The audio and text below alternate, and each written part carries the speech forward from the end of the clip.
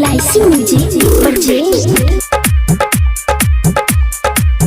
Mixed by Deepak Divana। DJ क्रांति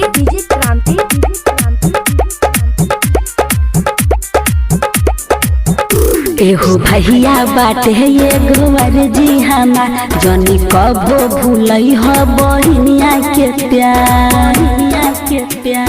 ए भैया एहो भैया बाटे ये गोवर जी हमार जनी कबो भूलई ह बहिनिया के प्यार हरे सम के डोरी टूटे नहीं कबो जोड़ी और साल भर में ही दिन आवे कि रखिया करिया बान तानिए भैया नजरिया ना लागे कि रखिया करिया बान तानिए भैया नजरिया ना लागे डीजे क्रांति रखिया करिया बान तानिए भैया नजरिया ना लागे चाहे ना सरिया नाही सिकरिया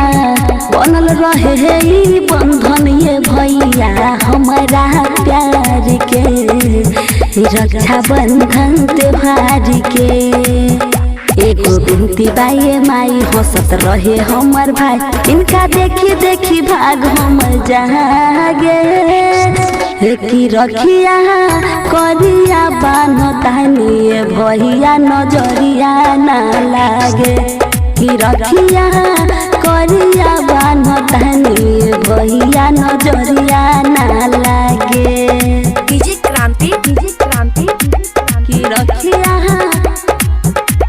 कि रखिया करिया बान तानिए भैया नजरिया ना लागे हमरो मरिया लागे ये भैया